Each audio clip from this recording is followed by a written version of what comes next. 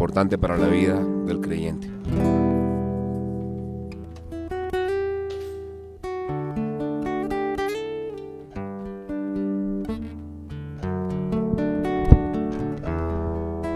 Muy buenas noches. Qué bueno que estamos nuevamente juntos y que podemos continuar con lo que iniciamos ayer. Y pues vamos en primera instancia de pronto de recordar alguna cosita, que las inscripciones para el Instituto Bíblico están abiertas, en tal manera de que las clases que se estarán dando martes, jueves y sábado, epístolas generales, Daniel y Apocalipsis, idiomas bíblicos y Pentateuco, ya saben, también estudiantes de Instituto Bíblico en otras ciudades también, que lo que deben hacer es un sencillo trabajito ahí diciendo qué fue lo que más les impactó de esta enseñanza y cómo pueden aplicar de una manera pues bien, diríamos nosotros, básica aquello que han recibido en esta conferencia. Esas dos cositas. También sea el momento de dar un mensaje de gratitud a personas que han trabajado realmente este material. Pues y hablamos de Leslie Gigel, estuvimos hablando también de el doctor Daniel Brown, pero pues por supuesto destacar que este material en gran medida también está elaborado por el pastor Pablo Tremba, y ustedes conocen sus materiales, que suelen ser pues muy pertinentes, muy apropiados, y pues él también nos ha dado pues el aval juntamente con los demás para poder utilizar estos materiales que sabemos son y seguirán siendo de mucha bendición para nuestra denominación. Una tercera cosita que quisiera comentarles hoy es que el día de ayer nosotros estábamos de aniversario, ¿sí? Pero de aniversario de novios. Ayer estábamos cumpliendo 51 años de novios. Y pues sí, queríamos hacerle partícipe de eso. Bueno, no te lo había dicho a ti, pero yo quería decir eso. Y de hecho, pues el día de mañana nuestro retoño cumple 47. Sí. Nuestro retoño cumple 47 años, nuestro primer hijo, entonces Robert. Entonces, pues sí, quería comentar esas cositas también, de pronto aclarar alguna duda. La razón por la cual yo estaba molesto el día de ayer no tiene nada que ver con mi esposa, estaba molesto conmigo mismo porque me perdí en la ciudad, increíble. Pero bueno, cositas así sencillas, pero que pues creo que vale la pena también como que dejarlas claras, ¿verdad? De pronto no todos los que vinieron ayer, ¿verdad? De pronto algunos sé que sí estuvieron conectados, el caso, no sé, se conecta. Ok, chévere. La verdad, pues sabemos que sí, y gracias desde Sydney, en Australia, por allá, en Canadá, que nos han estado reportando. De verdad que muchas gracias. Creemos que este material ha sido o será de bendición para otros, como lo ha sido también para nosotros. Entonces vamos a continuar con este mismo sistema de preguntas-respuestas. Bueno, y otra cosa muy importante que quería a ustedes proponerles, y creo que vamos a salir todos beneficiados con esto. Realmente nosotros pretendemos hacer hoy un poco más ágil la conferencia, un poco más ágil que ayer, con el propósito de cubrir toda la conferencia solamente en el día de hoy. Si de pronto nos retrasamos unos cuantos minuticos, por favor, ténganos paciencia. ¿Con qué propósito? De que mañana pues tengamos libre, porque ya el viernes tenemos otras actividades aquí de nocturnas, entonces sería toda la semana. Por consideración a personas que hacen parte de... Entonces queremos adelantar sencillamente y tratar de cubrir todo el material por ahora. ¿Les parece bien? ¿Están de acuerdo con eso? De que podamos... ¿Sí? ¿Está bien? Perfecto. Ok, entonces vamos a continuar entonces con nuestra pregunta número 12, la pregunta 12 es la que sigue, pero ya ponemos esto a funcionar enseguida. 10, 11 y 12. La pregunta 12, ¿qué nos pone en peligro de caer en cautividad? Sí, mi amor, por favor. Gracias. Vamos a orar y vamos a poner este tiempo en las manos del Señor para que Él nos bendiga y nos llene de su Espíritu Santo.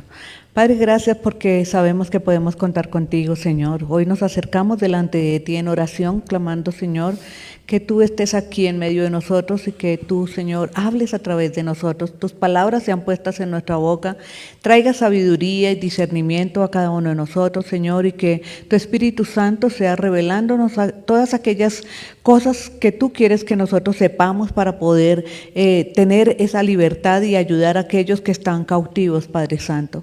Pedimos tu bendición sobre este tiempo, tu protección divina también sea sobre cada uno de los que estamos en este lugar y nuestras familias, Señor.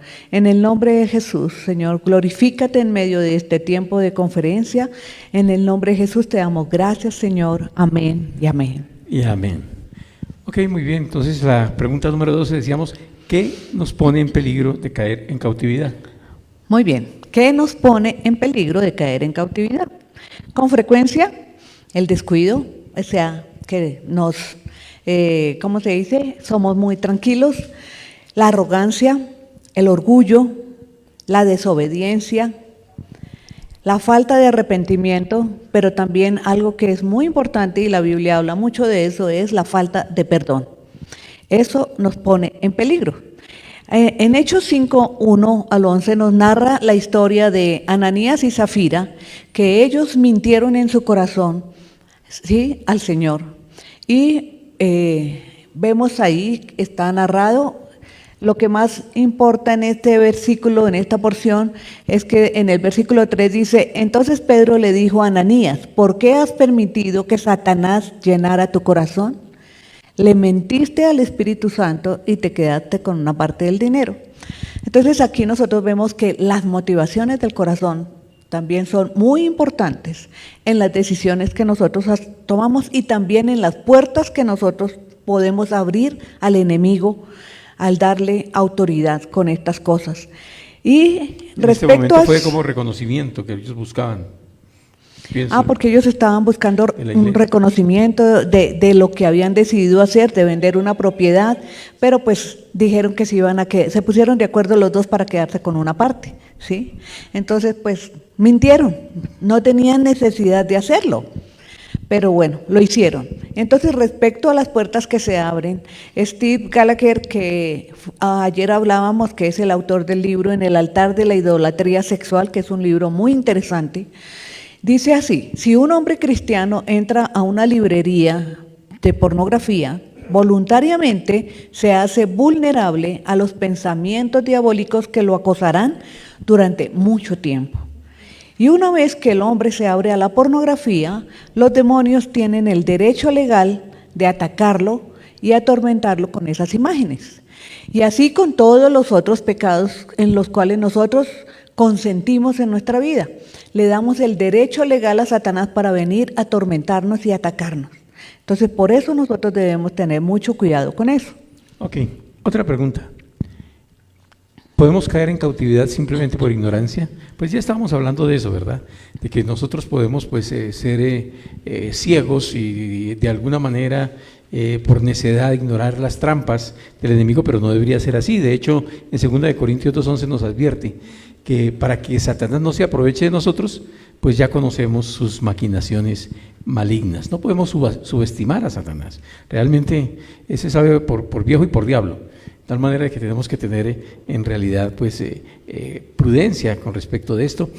No creamos que los creyentes pueden ser, o no, más bien, nosotros no creemos que los creyentes puedan ser poseídos por el diablo, pero sí sabemos que cuando un creyente se empecina en seguir practicando esos malos hábitos, el pecado, pues van a tener una influencia muy fuerte en su vida, van a perjudicar su vida en determinadas áreas y se puede volver, esos hábitos se pueden volver incontrolables en esta persona. Y pues allí es donde el enemigo puede levantar fortalezas en nosotros y pues por eso es que debemos estar pues atentos a no caer precisamente en esas trampas y siempre recordando que las armas de nuestra milicia no son carnales, pero son poderosas en Dios. Ahí está en esta versión, 2 Corintios 10, 4, 5, la nueva traducción viviente dice, usamos las armas poderosas de Dios, no las del mundo, para derribar las fortalezas del razonamiento humano y para destruir argumentos falsos. Destruimos todo obstáculo de arrogancia que impide que la gente conozca a Dios. Capturamos los pensamientos rebeldes y enseñamos a las personas a obedecer a Cristo. Eso es algo muy interesante. Ese versículo para mí es muy importante porque ahí yo aprendí realmente que la pelea fuerte en nuestra vida es en nuestros pensamientos, es en nuestra mente. Y ahí es donde más somos atacados. Hoy hablábamos con las mujeres que realmente cuando abrimos la puerta al enemigo con un pensamiento equivocado, estamos exponiéndonos a muchos peligros en cuanto a el abrir puertas y, como dice, que capturamos o enviamos cautivos nuestros pensamientos a la obediencia a Cristo, estamos sometiéndonos al señorío de Jesucristo y eso nos va a ayudar y eso nos lleva a esta pregunta 14 que dice, ¿qué podemos hacer para tener victorias espirituales permanentes? Entonces, en Efesios 6, del 13 al 18, nosotros encontramos lo que es la armadura, ¿cierto? ¿Conocemos la armadura?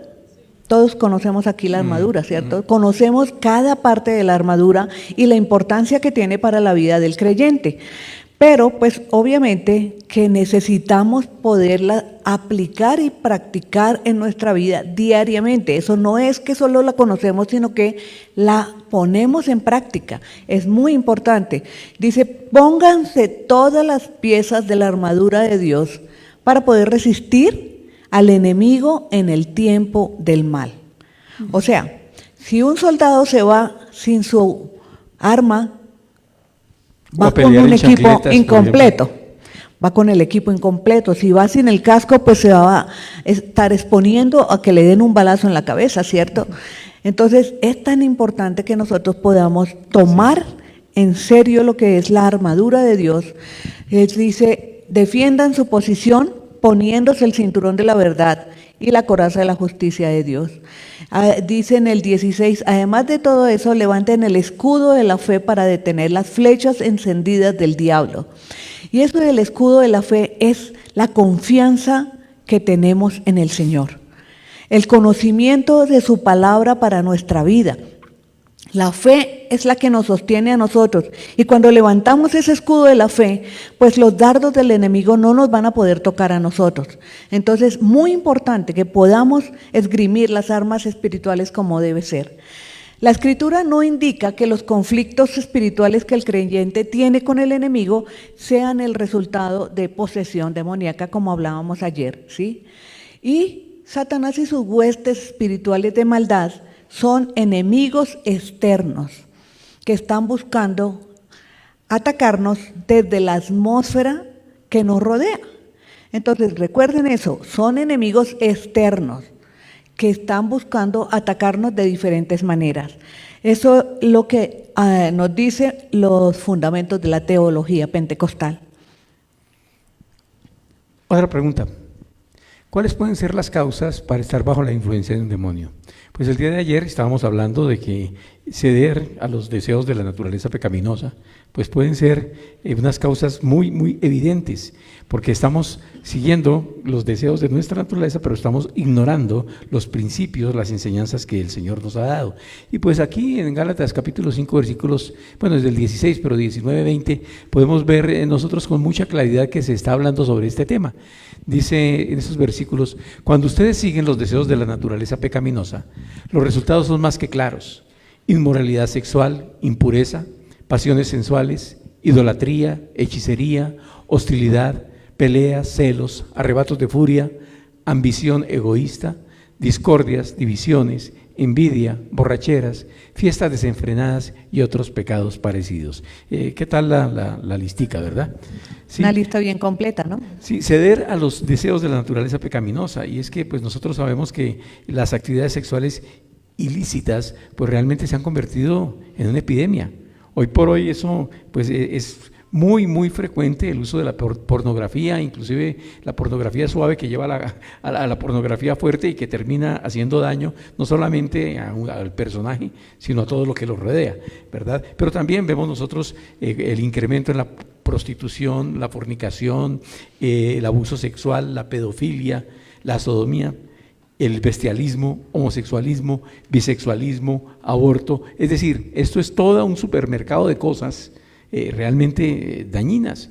Y fíjense lo que dice el Señor allí en Romanos capítulo 1 versículo 24, ¿verdad? Lo más tremendo de darle la espalda a Dios es que nosotros terminamos lejos de Él y pues por supuesto completamente desprotegidos de esa cobertura que Él sí puede darnos. Dice en Romanos 1:24 que entonces Dios los abandonó para que hicieran todas las cosas vergonzosas que deseaban en su corazón. Puede llegar el momento en que Dios diga, bueno, es la manera en que ustedes quieren vivir su vida, entonces vívanla, pero pues por supuesto recibirán en ustedes mismos la consecuencia de vida a su extravío, como dice Reina Valera, aquí dice, como resultado usaron sus cuerpos para hacerse cosas viles y degradantes entre sí.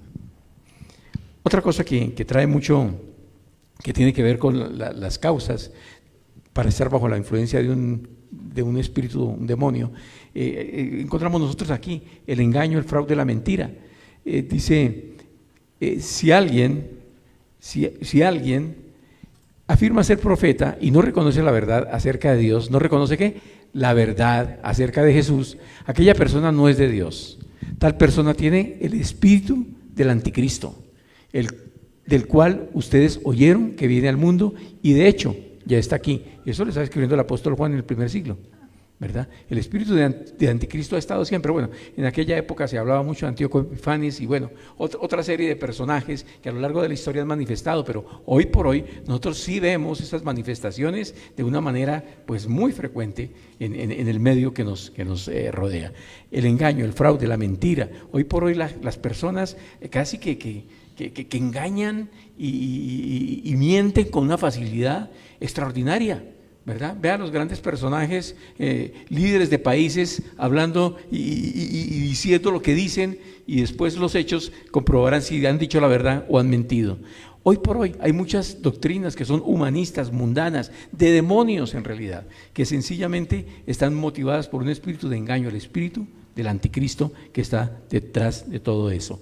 Pero también encontramos nosotros que el temor a tantas cosas, ¿verdad? Las personas tememos al futuro, a lo desconocido, tememos a veces también a consecuencias de cosas que quizás hicimos, tememos a lugares, tememos a cosas, a personas, y todo esto puede llegar a paranoia, ¿verdad? A ataques de pánico. Hoy por hoy uno se da cuenta de que esas enfermedades que tienen que ver con la histeria y todas estas cosas que tienen que ver precisamente con los seres humanos también han proliferado de una manera interesante. Pero en contraste, lo que el Señor sí nos invita es a que nosotros vivamos en fe, y no en temor, en fe. ¿Cuántos saben que lo opuesto al temor es la fe? Y Dios no nos ha dado un espíritu de temor, sino de poder, de amor y autodisciplina, como dice esta versión, ¿verdad? Entonces hay una tremenda diferencia entre una cosa y otra. Bueno, otra causa también son los traumas. Los traumas experimentados a través del abuso físico grave y repetido, también del abuso mental, de la ira, la venganza, la violación, el ser testigo de violencia, de muertes, de asesinatos o suicidios. Son eventos traumáticos que pueden hacer a una persona vulnerable a una presencia o a una influencia demoníaca. Y un ejemplo que tenemos lo encontramos en 2 Samuel 13:20, donde está contándonos en los versículos anteriores y siguientes la historia de el abuso sexual de el hermano de Tamar, Amnón, ¿sí? Y lo que tuvo que sufrir esta joven. Y dice, su hermano Absalón la vio y le preguntó, ¿es verdad que Amnón ha estado contigo? Bien, hermanita, quédate callada por ahora, ya que él es tu hermano. No te angusties por esto. Así pues, Tamar vivió como una mujer desconsolada en la casa de su hermano Absalón. Ella no tuvo quien la defendiera, ella no tuvo quien peleara por ella. Absalón se vengó después, pero pues de una manera equivocada. Pero la cuestión es que eso ocasionó un trauma en la vida de ella que la dejó a un lado y perdió su vida de muchas maneras. Otra cosa que también... La restauración era muy importante realmente y no sucedió. Entre otras cosas, su padre David, ustedes recordarán, sí, su padre David, el padre de Tamar, Amnón, Absalón, pues realmente miró para otro lado, ¿verdad? No tomó las medidas que debía tomar como padre y como rey, ¿verdad? Y fíjense ustedes, una vida pues maltrecha, una vida sin restaurar de ahí en adelante. Y las consecuencias se vieron muchos años después. Ok. Sí. Otra de las causas también es la curiosidad obsesiva. Y esto lo podemos ver en ese deseo de visitar lugares que no son muy convenientes, de adoración, de adoración budistas, satánicas, hindúes, exponerse a películas de terror o actividades temerarias que ponen en riesgo la moral o la vida. Hoy en día vemos que es impresionante cómo los jóvenes se exponen al peligro en esos deportes extremos, cómo escalan edificios sin ninguna protección, o sea, están retando, están desafiando la vida. Y es impresionante también cuántas personas no mueren a través de esas prácticas. Yo no sé si desafiando la vida o desafiando la muerte, pero la verdad es que hacen unas locuras O desafiando a Dios. Yo me pongo arrozudo viendo la propaganda que estamos haciendo, la publicidad que estamos haciendo de la próxima concentración juvenil. La verdad, yo no sé si estamos haciendo lo correcto con eso, pero la verdad es que, bueno, ellos son los que hacen, ellos mismos hacen la publicidad, ¿verdad? Pero es tremendo porque están invitando como que a poner la vida en riesgo. Pero estamos hablando de la curiosidad indisciplinada. Sí, y entonces aquí estamos viendo el ejemplo de David. Dice, una tarde después del descanso de mediodía, David se levantó de la cama, subió a caminar por la azotea del palacio. Mientras miraba hacia la ciudad, vio a una mujer de belleza singular que estaba bañándose. Luego envió a alguien para que averiguara quién era la mujer y le dijeron, es Betsabé, hija de Eliam y esposa de Urías elitita. Y ya conocemos el resto de la historia y el desenlace fatal que tuvo esa historia. Y pues, ¿por qué? Por una curiosidad obsesiva. Nosotros cuando empezamos a ser curiosos, y hoy hablábamos también en cuanto a la curiosidad de ver cosas que nosotros no debemos ver, y hay también mucha proliferación en televisión, por ejemplo en Netflix hay muchas series, hay muchas películas que realmente no son nada edificantes para nuestra vida. Y pues ustedes también conocen la serie de Harry Potter, ¿cierto?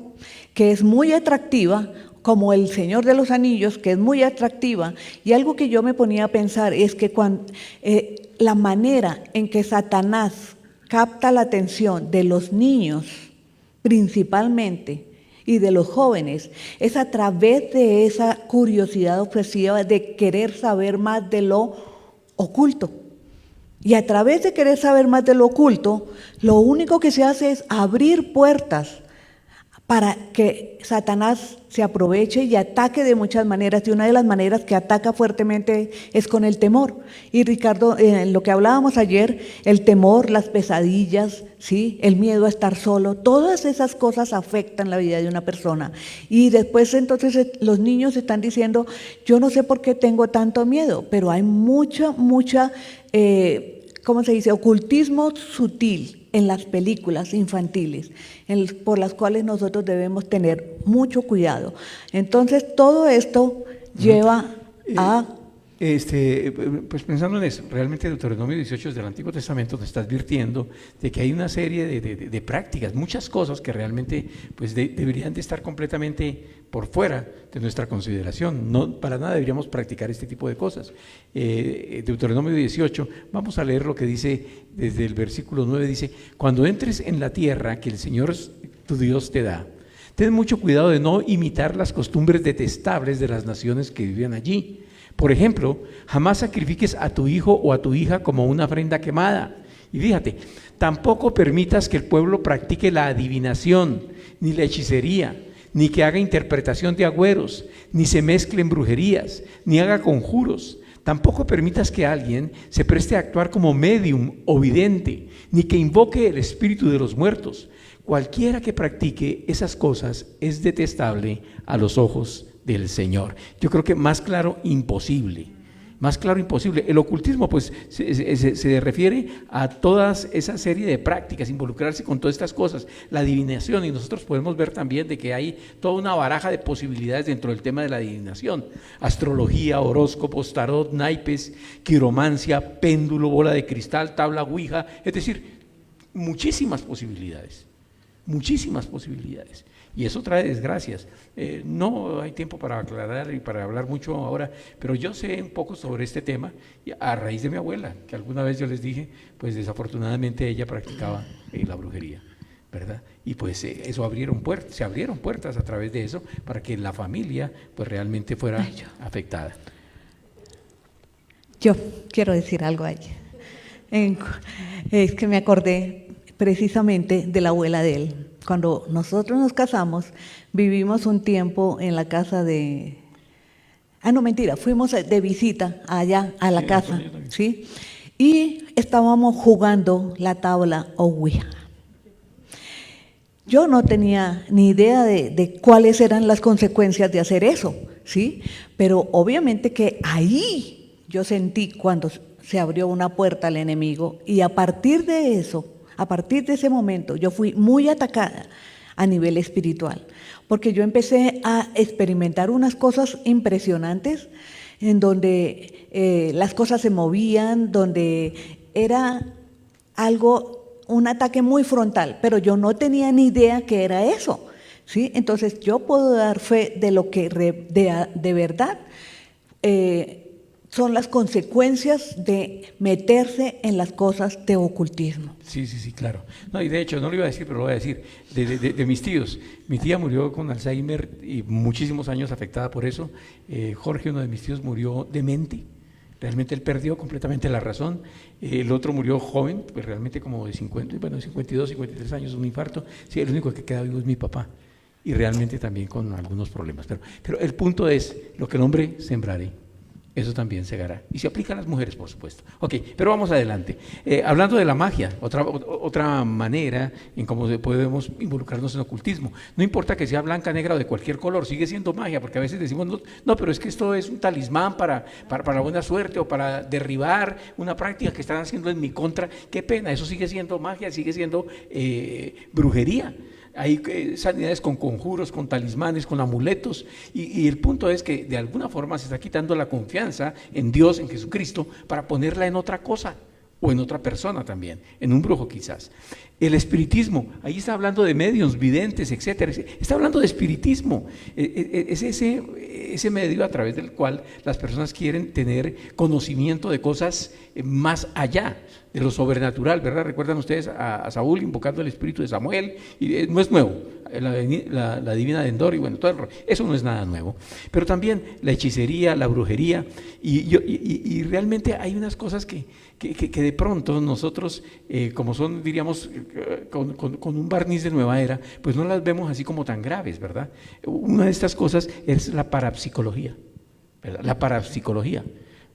Yo estuve metido en ese rollo de la parapsicología, entre otras tantas cosas, ¿no? Sí, ¿En el colegio? Sí, bueno, en el colegio, gracias, me acordaste de algo. En el colegio teníamos yo estudié con los sacerdotes jesuitas en el Colegio Mayor de San Bartolomé. Había un cura de apellido Ortiz, que él realmente era un fanático de la parapsicología y realmente había desarrollado unas ciertas habilidades en esa área. Y de hecho, según él, yo entraba muy fácilmente en trance, en tal manera en que inclusive en el Teatro Colón, él me exhibió pues públicamente en un acto de levitación. ¿Sí? Me puso a levitar y estoy hablando serio, ¿verdad? En otra ocasión, personas mayores, 2 a cada lado, trataban de doblarme los brazos, pero él desde el fondo del salón, en un acto telepático, estaba diciéndome, tus brazos son de acero, y no podían ellos, con toda la fuerza, es decir, cosas tremendas. Bueno, dentro de las prácticas que nosotros también aprendimos a hacer en escuelas esotéricas y todo lo demás, tenía que ver con telepatía y telequinesis, ¿verdad? Son cosas que obviamente están en el ámbito de lo sobrenatural, pero pues son cosas ocultas, eso no viene de Dios. Eso pues por supuesto son los poderes de las tinieblas detrás de todo ese tipo de cosas. Realmente en las prácticas que nosotros tuvimos, que obviamente que no es para enorgullecernos de eso, sino la experiencia que tuvimos a través de eso, el conocer lo oculto, es un impedimento muy fuerte para poder vivir en el poder, valga la redundancia, del Espíritu Santo, porque empieza la duda, empieza la confusión. Y en el caso mío, yo tuve mucha duda y confusión, porque precisamente cuando llegamos al Señor, pues veníamos de esas prácticas, y pues el cambio a una nueva vida, a un ámbito espiritual totalmente diferente, entonces yo ya me asustaba y decía, ¿será que esto es de Dios o será que esto no es de Dios? Entonces yo prefería evitar moverme en lo que es el poder del Espíritu Santo, hasta cuando obviamente tuve liberación, tuve restauración y pude recibir el poder del Espíritu Santo de acuerdo a como de verdad nosotros lo recibimos. Sí, yo de pronto les he comentado, pero dos cosas a las cuales pertenecimos, la una, la Augusta Orden Rosacruz de Colombia, ¿sí? Y de hecho nosotros teníamos toda una librería, hacíamos el Santum con la rosa y la cruz, ¿sí? Y eso era nuestro culto. Y teníamos una gran cantidad de materiales que, bueno, en algún momento, y para la gloria de Dios, todo eso se quemó juntamente con la Ariel Esotérica, los 22 tomos y todo lo demás, porque estábamos muy metidos en ese tema, pero muy, muy metidos en ese tema. Y yo visité Ganímedes, era un libro que a mí me afectó muchísimo, y que Joseph Ibrahim, creo que era el autor de ese libro, y pues sí, eso hablaba de extraterrestres, es decir, vivíamos en otro planeta. En alguna manera, pues nosotros abrimos puertas a través de la gran fraternidad universal. Yo les hablé a usted de ser George de la Ferrier, el Cristo de la era de Acuarios, nueva era. Nosotros estuvimos metidos en todo ese rollo y también hacíamos… Y en yoga. Sí, bueno, tú eras profesora de yoga en el Instituto de Yoga Aquarius, ¿sí? Y es decir, toda esa serie yo enseñaba el tema de los 7 chakras y de cómo realmente llenarse el poder del Kundalini y cómo realmente, pues, es decir, una gran cantidad de basura, ¿sí? De la cual tuvimos que ser liberados después. Porque obviamente eso afectó nuestra vida espiritual. Y nuestra mente, obviamente. Claro, nuestra mente era un basurero. Fue necesario que nos dieran un lavado de cerebro, porque estaba completamente contaminado, ¿sí? Y todo eso, ¿a raíz de qué? De meternos con estas cosas, involucrarnos en escuelas esotéricas, todo lo que tiene que ver con la nueva era. Pues no probamos mucho de otras cosas, pero sabemos la ciencia cristiana, el control mental, el Hare Krishna, cuando estábamos también metidos en algo, la meditación trascendental, bastante metidos, el rosacrucismo, la masonería, bueno, toda esa serie de cosas, ¿verdad? Son tremendamente dañinas y pueden ser causas para estar bajo la influencia de los demonios. Exactamente. Vamos a la pregunta 16. Dice, echar fuera demonios es algo bíblico, pero ¿es para nuestros días? ¿Ustedes qué creen? Exactamente, es algo que es actual. Es oportuno observar que ni el Evangelio de Juan ni las cartas apostólicas nos están hablando sobre el asunto de la liberación como algo particular, pero sí da a entender, obviamente, que echar fuera demonios es parte de la gran comisión, y de hecho lo vemos en Marcos 16, versículos 17 y 18, que dice, estas señales milagrosas acompañarán a los que creen, expulsarán demonios en mi nombre y hablarán nuevas lenguas, podrán tomar serpientes en las manos sin que nada les pase, y si beben algo venenoso no les hará daño, pondrán sus manos sobre los enfermos y ellos sanarán. Es parte de la gran comisión, es una responsabilidad nuestra poder orar para que haya liberación en los cautivos y poder traer libertad a sus vidas.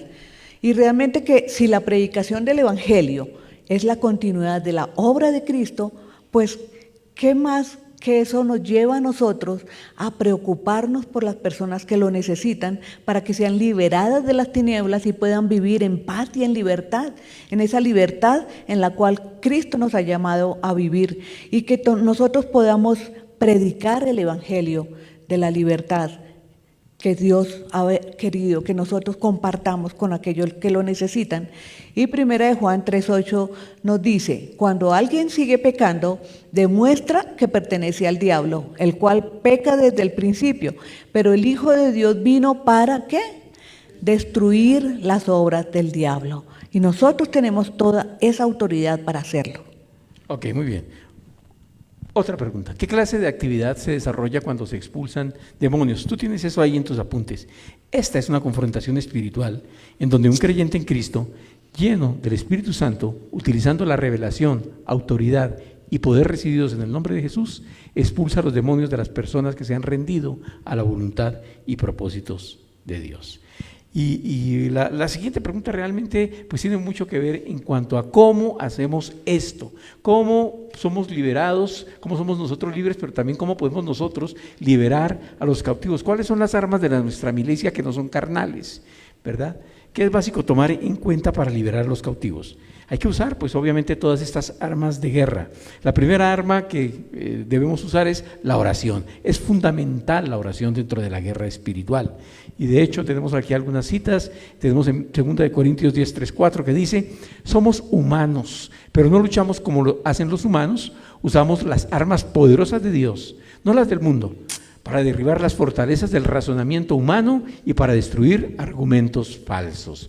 Y como dice Efesios 6:13, por lo tanto, pónganse todas las piezas de la armadura de Dios, lo acabamos de ver, para poder resistir al enemigo en el tiempo del mal.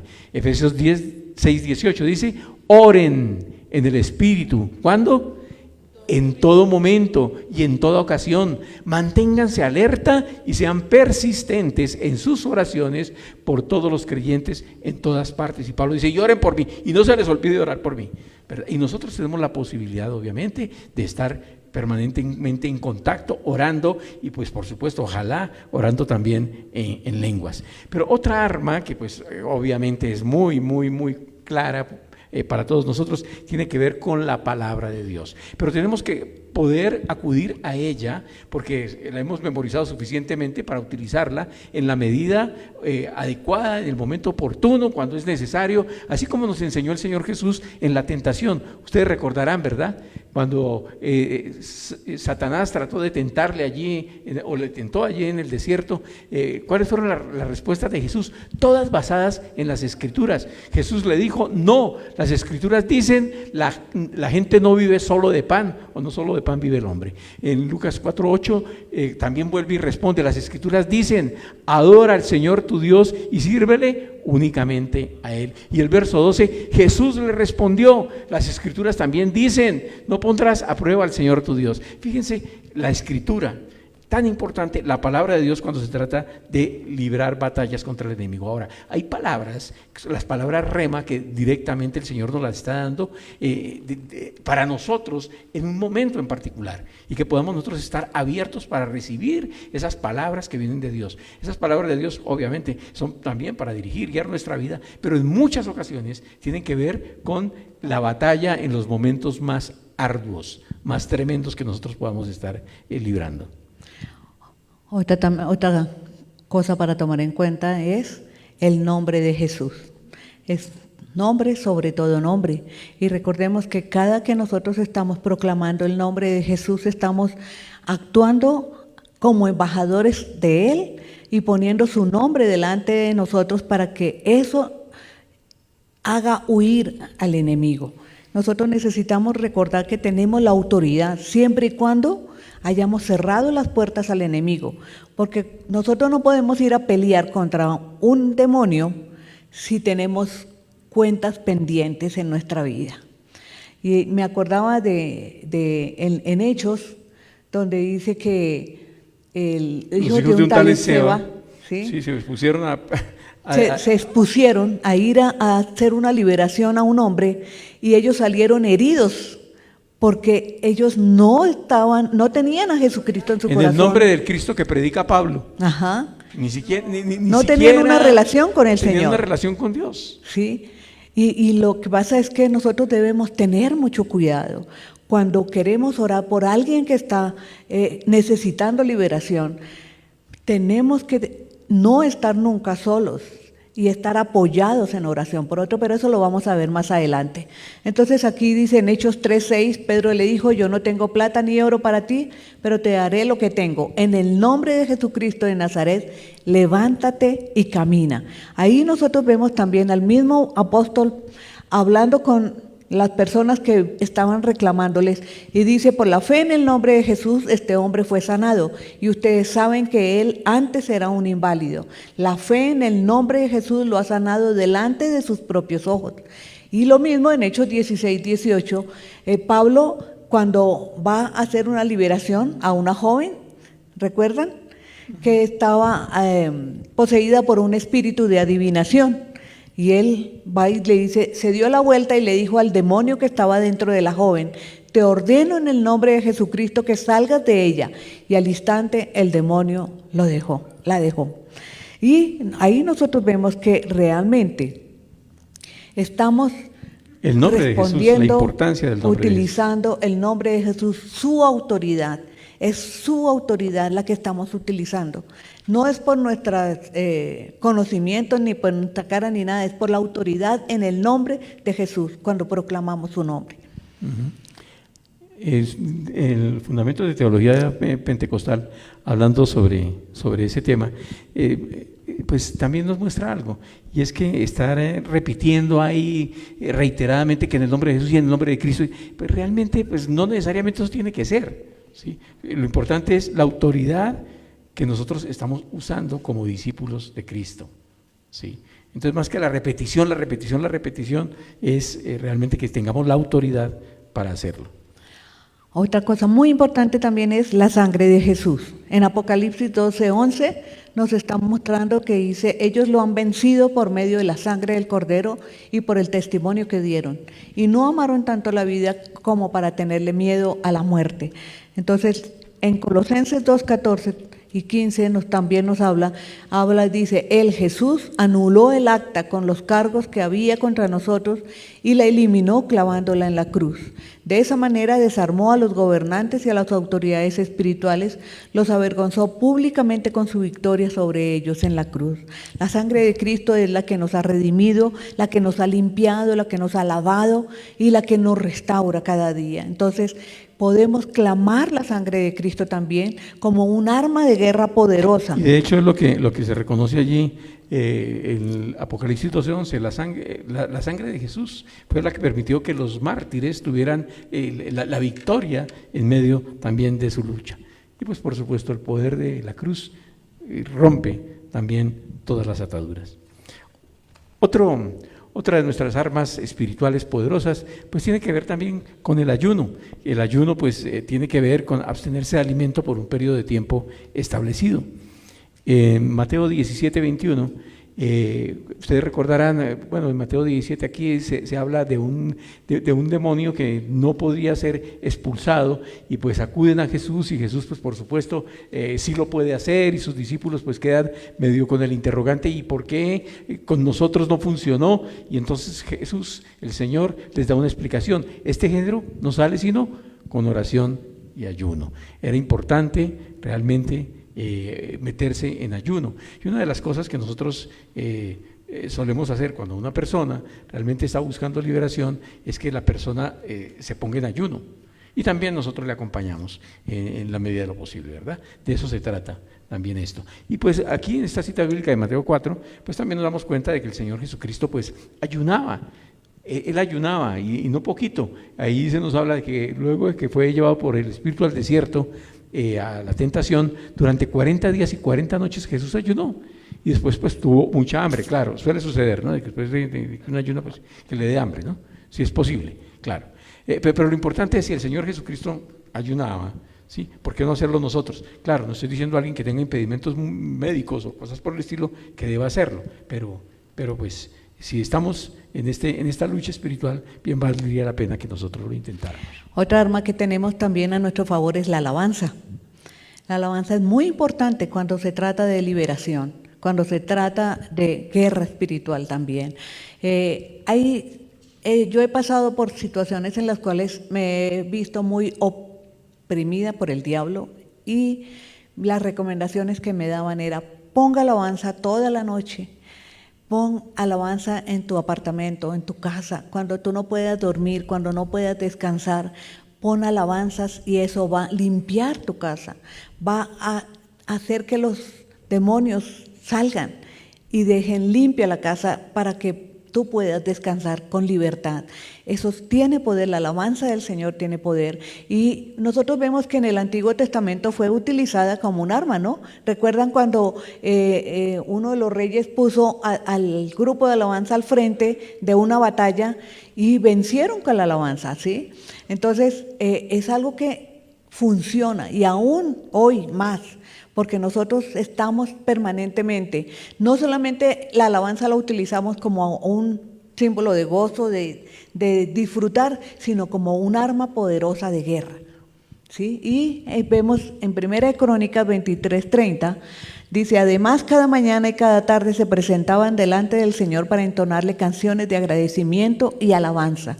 Y también vemos la manera en cómo fue Pablo y Silas sacados de la cárcel, ¿cierto? En Hechos 16, dice, alrededor de la medianoche Pablo y Silas estaban orando y cantando himnos a Dios y los demás prisioneros escuchaban. De repente hubo un gran terremoto y la cárcel se sacudió hasta sus cimientos. Al instante todas las puertas se abrieron de golpe y a todos los prisioneros se les cayeron las cadenas. La alabanza es poderosa.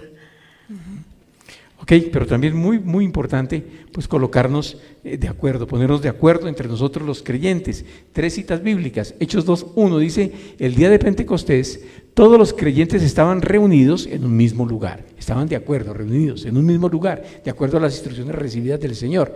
Hechos 1:14 dice que después todos se reunían y estaban constantemente unidos. ¿Cómo estaban?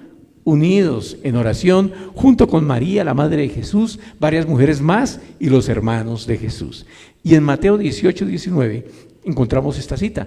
También les digo lo siguiente, si 2 de ustedes se ponen de acuerdo aquí en la tierra con respecto a cualquier cosa que pidan, mi Padre que está en los cielos lo hará.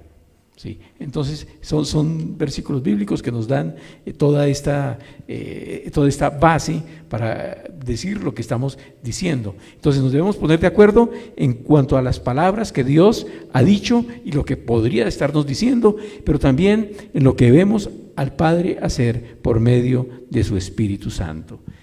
Hay algo importante, estos últimos temas, seguramente algunos de los que estuvieron en la conferencia, en la convención con Leslie Kiger, un documento que él nos mostró, que él nos dio con respecto de las dimensiones claves de guerra espiritual. Allí se nos habla un poco más extensamente de estas cosas. Vamos a la pregunta 19. Dice, ¿existe un método liberador en particular? No. Y quizás intencionalmente no nos fue dado porque entonces nos estaríamos pegando a la fórmula. A una fórmula.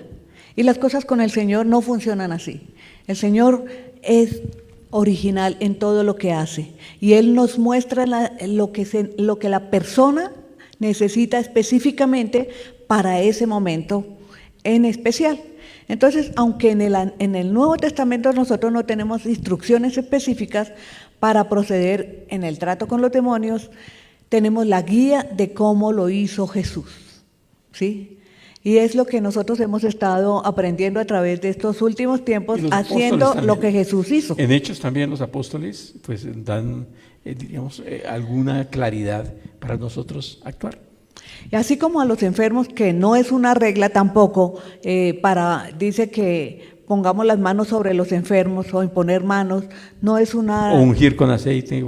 No es una fórmula específica, sino es una manera, una guía que nos han dejado. También ungir con aceite, pero en el caso de echar fuera demonios no tenemos sino solamente el ejemplo de Jesús y lo que hicieron los apóstoles en el Nuevo Testamento, ¿sí? Entonces necesitamos tener la dirección del Espíritu Santo específicamente para eso y ser sensibles a su voz y tener ese discernimiento y pedirle al Señor que nos ayude para que nosotros podamos saber exactamente cómo hacerlo.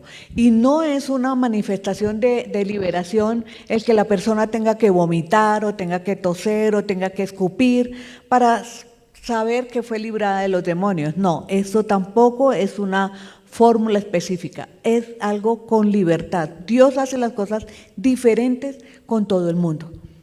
Aunque, dicha sea la verdad, en muchas ocasiones esto es lo que ocurre, ¿sí?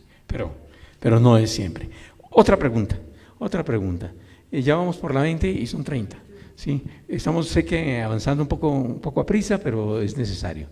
Y igual, dice la pregunta 20, ¿es necesario preguntar a los demonios su nombre para poder expulsarlos? Y tenemos nosotros esta cita de Marcos 5:9, ¿recuerdan el endemoniado gadareno? ¿Sí? Que el Señor Jesús le preguntó, ¿cómo te llamas? Y él contestó, me llamo Legión, porque somos muchos los que estamos dentro de este hombre. Este es un caso, realmente diríamos nosotros, especial, en el cual el Señor Jesús pues preguntó. Pero no encontramos más ejemplos en la Biblia en donde se le haya preguntado. Al contrario, en muchas ocasiones lo que le ordenaba a los demonios era que se callaran, ¿sí? Y tampoco vemos nosotros al apóstol Pablo que preguntara cosas semejantes a esas. Y pues obviamente ese tipo de preguntas pues no tendrían sentido. ¿Y por qué razón no tienen sentido? Porque los demonios son mentirosos. Los demonios son engañadores, realmente proceden del padre de la mentira, y ellos sí que son engañadores, realmente. En una liberación fácilmente pueden fingir cosas. En muchas ocasiones lo que yo pude observar era que trataban de despertar lástima, compasión, ¿verdad? Es decir, se manifiesta de unas ciertas maneras. ¿Con qué propósito? Engañar. A veces da la impresión de que salieron, y no es verdad, ahí están todavía, ¿verdad? Entonces tenemos que… Se camuflan. Sí, se camuflan, de tal manera que debemos, obviamente, con la gracia de Dios, tener el discernimiento para poder tratar asuntos pues como esos. Entonces, pues en realidad en ninguna parte de la Biblia nosotros notamos que se nos anime a hablar con los demonios, a sentarnos a conversar con el demonio. No. Más bien a nosotros lo que se nos dice es que con quien debemos tratar es con el Señor Jesucristo, y que a los demonios lo que tenemos que hacer es echarlos, sacarlos fuera, ¿verdad? De eso es de lo que se trata. Sí, tenemos que aprender a tener mucho cuidado y no caer en el juego, porque a veces nos podemos ver enredados en una conversación o en un sentimiento de lástima que está despertando la persona para desviar el demonio la en la atención. persona. Sí, el demonio en la persona, para desviar la atención de lo importante. Entonces tenemos que tener mucho cuidado. Y el aprender a hacer preguntas claves a las personas nos va a ayudar también a conocer cuál es su verdadera condición en ese momento. La pregunta número 21 dice, ¿la Biblia habla de un don o ministerio específico de liberación? Entonces ahí dice, en la Biblia no vemos que alguien haya tenido un ministerio específico para tratar con demonios. Nosotros estamos llamados más bien es a tratar con Jesús y a permanecer cerca de Él. Algunas personas se la pasan hablando todo el tiempo de demonios, ¿sí? Y ven en todo demonios. La cola del Su diablo por todas presencia, partes. su presencia, sus poderes, sus actividades. Y pues eso nos lleva a preguntarnos, bueno, ¿a quién le está rindiendo más atención? ¿A Dios o a los demonios? Muchas veces el ministerio de liberación es algo como atractivo en alguna forma, ¿sí? Porque pues es una novedad para muchas personas. Entonces ya solo quieren estar hablando es de eso. Pero nosotros tenemos que tener equilibrio en todas las cosas, entendiendo que por encima de los demonios está el Señor y que Él es quien gobierna todas las cosas. Entonces, más bien debemos estar sujetos al Señor y darle la gloria al Señor, porque Él es el que ha vencido sobre toda potestad. Y aunque la Biblia no se habla específicamente de un don de liberación, nosotros sí creemos que en una liberación pueden estar involucrados algunos de los dones del Espíritu Santo, obviamente. El discernimiento de espíritus, el don de revelación, palabra de sabiduría, el don de milagros. ¿Por qué? Porque todo está involucrando esa serie de dones del Espíritu Santo. Incluyendo también fe y sanidades que se producen a veces, porque si hay una opresión demoníaca y que puede tener a una persona enferma, ¿sí? Entonces todo esto realmente se relaciona todo. Se puede relacionar. No habla la Biblia del don de liberación, pero realmente sí confluyen estos dones en el momento de efectuar una liberación. Ok, vamos a la 22. La 22 que nos dice, la 22 dice, ¿qué es importante entender respecto a la persona que deseamos liberar? Debemos entender que esa presencia demoníaca realmente tiene unas raíces. Eso probablemente no empezó ayer, eso pudo haber empezado hace tiempo y quizás sean síntomas de problemas más profundos en las personas. No es que de pronto la persona venía toda tranquila, andaba por la calle y de pronto ¡pum!, le cayó como un aviso que le cae encima, le cayó un demonio encima y pues no la mató, pero se le metió adentro, ¿sí? No, eso no pasa así. En realidad ha habido un preámbulo y más bien lo que nosotros deberíamos de estar estableciendo es en qué momento, en qué circunstancias la persona abrió una puerta en su vida para permitir esa influencia, para permitir que el demonio haya tomado control en su vida. Dice en Santiago 4:7, así que humíllense delante de Dios, resistan al diablo y él huirá de ustedes. Muy importante, revisar, mirar en qué área es que la persona cedió el control de su vida. ¿Por qué está siendo hoy una víctima de estas situaciones que está viviendo? En Lucas 11, del 24 al 26, pues ya estuvimos leyendo ayer esta situación de una persona que es liberada, no cuida su liberación, y dice aquí que el espíritu maligno sale y va al desierto en busca de descanso, pero como no lo encuentra, pues dice: volveré a la casa de la cual salí. De modo que regresa y encuentra esa casa que está barrida, vacía, como dice Reina Valera, barrida y en orden, como dice Reina Valera, está vacía. ¿Vacía por qué? Porque no se ha llenado de la palabra de Dios, de la presencia del Espíritu Santo de Dios, en tal manera que ese espíritu entonces busca otros 7 espíritus peores que él, y todos entran a la persona y viven allí. Entonces la persona, ¿cómo quedó? Peor que antes. Sí, y la cuestión es que muchas veces las personas solamente están buscando es ir de liberación en liberación y no se quieren hacer responsables por su comportamiento. Y pues antes de cualquier proceso de liberación hay que llevar a la persona a un verdadero arrepentimiento, a ser responsable de sus actos, de las puertas que abrió, y hacer como un examen para mirar realmente en dónde fue que se abrió esa puerta, porque a veces el estar de liberación en liberación buscan unas mejoras superficiales o pasajeras y vuelven a caer en lo mismo. Entonces eso no es algo que realmente sea conveniente. En alguna época nosotros vivimos mucho tiempo orando por liberación para las personas, pero empezamos a darnos cuenta precisamente de ese comportamiento, de caer en esa condición de que vienen 7 espíritus peores y el postrer estado de la persona viene a ser peor que el primero. ¿Y qué sucede? Nos empezamos a dar cuenta que no era conveniente orar por liberación por una persona hasta no llevarla en un proceso de responsabilizarse de sus actos, porque a veces queremos justificarnos y excusarnos con otros para no asumir la responsabilidad de nuestros propios actos. Y eso impide, obviamente, que la persona reciba una completa liberación.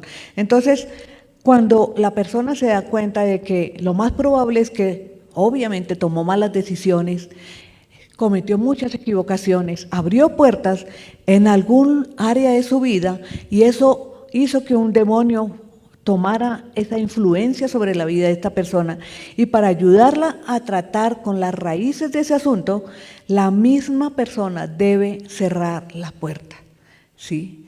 La misma persona debe cerrar la puerta, debe arrepentirse de lo que pasó. Y yo en esto que estábamos hablando ahorita, recordaba que a veces los demonios vienen a las personas aún desde antes de que la persona nazca. Cuando un niño ha sido rechazado desde el vientre, se ha asignado un espíritu de rechazo. Y ese niño nace ignorando que tiene esa asignación demoníaca, hasta cuando, ojalá y por la misericordia del Señor, llega a conocer del Señor y puede entender el proceso de su vida en que no tuvo la culpa, pero eso no lo hace menos responsable en cuanto a asumir lo que decidió hacer después con ese rechazo. ¿Sí me hago entender? O sea, el rechazo genera un autorrechazo a la persona. Y cuando nosotros abrimos esa puerta, pues obviamente que le estamos dando una autoridad legal al enemigo para venir a atacarnos con más rechazo. Entonces, la persona que se siente así debe cerrar la puerta, renunciar a ese rechazo, rechazar eso sobre su vida, y va a poder recibir la libertad del Señor para completamente ser libre. Ok, otra pregunta más. 23. ¿Existe una liberación que viene por el poder de la palabra de Dios? Pues en Romanos 1:16 nosotros sabemos que el Evangelio es poder de Dios para salvación a todo aquel que cree, no importa si es judío, si es griego, bueno, ahí se nos dice eso, poder de Dios para salvación. Y esto, consideran algunas personas, es suficiente para recibir liberación también de presencias ocultas, malignas, demoníacas. Entonces, con eso es suficiente. Y pues de hecho, eso es también lo que se afirma en la teología pentecostal que nosotros en su mayoría aplicamos. Y dice allí, por ejemplo, bueno, no voy a referirme a lo que dice ahí, pero sí voy a hablar de lo que dice Isaías 10:27, dice: en ese día el Señor acabará con la servidumbre de su pueblo, romperá el yugo de la esclavitud y se lo quitará de los hombros. La interpretación que algunos dan a este pasaje es que, pues, si no fue, es decir, puede ser salvo un hombre por la fe en el Evangelio y luego estar necesitando otra experiencia adicional para salvarlo de Satanás. Esa es la reflexión que hacen. ¿De qué fue salvo entonces en primera instancia? Si de alguna manera, y como dice Reina Valera, la unción quiebra el yugo, ¿sí? Bueno, ahí pues yo honestamente me tomo la libertad de disentir. Y yo ayer les dije por qué. Ayer lo que puedo decir es lo que en mi caso sucedió. Yo realmente recibí al Señor Jesucristo, hice una oración de fe, estaba ciertamente arrepentido, mi situación era bastante precaria, vivía en una ruina espiritual, moral, en una ruina, bueno, el hogar vuelto, es decir, muy mal. Y la verdad yo sí quería que mi vida fuera transformada, pero realmente Satanás tenía ya metidos los dedos, metidas las manos en mi vida en tal manera en que yo necesité de un tiempo. Era lo que yo les decía ayer, necesité de ese proceso que Dios empezó conmigo. Yo realmente pude ser libre, sí, gracias a Él, de esas adicciones al alcohol, a las drogas y al sexo ilícito y demás, pero fue un proceso. Yo me acuerdo en aquellos días cuando yo quería salir de esto y no sabía cómo, y me metí con Dios, y Dios realmente sí me habló, y Dios me dijo: mira, en la manera en cómo estás siendo sano en tu vida espiritual, también necesitas ser sano en tu parte física. Recuerden, yo llevaba 16 años, desde los 14 hasta los 30, pues sumido en el mundo de las drogas, y empecé como muchas personas, ¿verdad? Empecé por lo suave. Yo empecé con mandras potencial, vesparás, diazepam, drogas, pepas, ¿sí? Empecé con las pepitas y marihuanita, que pues, no, la filosofía de ese tiempo, la marihuana no le hace mal a nadie, eso está bien, eso sí, es decir, ese tipo de cosas, pero uno sabe que eso no se queda ahí, ¿verdad? Ya después entonces estaba choteándome que los ácidos, que una cosa, que la otra, ¿verdad? Y pues, ¿cómo terminó la historia? Pues la historia terminó en que ya estaba metiendo bazuco a diario, estaba metiendo perico venteado, inclusive llegué a inyectarme morfina. ¿Cómo pasó eso? ¿Cómo pasó eso? Pues obviamente todo un proceso de caer, pero también fue necesario un proceso de restaurar, de salir de esa postración en la cual me hallaba. Mi cuerpo físicamente pues estaba muy maltratado, muy afectado. ¿Y qué me dijo el Señor? Es necesario que también desintoxiques tu cuerpo. Y me mostró cómo hacerlo. Yo no fui a una clínica de recuperación para drogadictos. Nunca fui. ¿Saben qué hizo el Señor conmigo? Me mostró que lo que yo tenía que hacer era memorizar versículos bíblicos y subir a Monserrate todos los días, 5 de la mañana, repitiendo los versículos bíblicos, y bajar al trote también. Todo lo puedo en Cristo que me fortalece. El que está en Cristo nueva criatura es. Las cosas viejas pasaron, todas son hechas nuevas. Y esa fue la manera en cómo me desintoxiqué. Y es increíble, pero los amigos de todo ese mundo de depravación y todo decían: pero hermano, ¿usted cómo hizo? En 3 meses fuiste libre. En 3 meses me desintoxiqué. Y la verdad, nunca volví a meter ni a fumarme siquiera un cigarrillo. Y Dios lo sabe. Sí. Pudo haber sido a Guadalupe, pero el Señor me mostró que Monserrate estaba bien. Y le quiero decir, yo subía y bajaba sin entrar a misa, bueno. Sí. Pero eso fue mi caso, así fue como ocurrió conmigo. Fue necesario sí involucrarme en un proceso de liberación, y pues obviamente habían cosas que todavía sus tentáculos estaban más profundamente arraigados en mi vida. Créanme, miren, las cadenas más difíciles de romper son las cadenas de la adicción sexual.